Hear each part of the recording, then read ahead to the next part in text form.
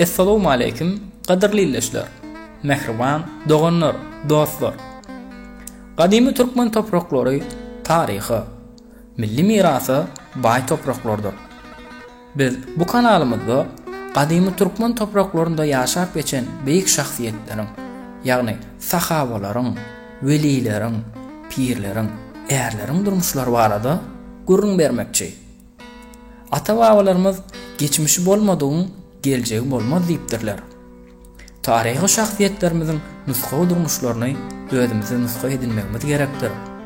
Halk arasynda ulsarpa goýulýan bu beýikleri ýatlamagy we olary giňden tanatmagy özümize borç bilip mehriban ýyleşler.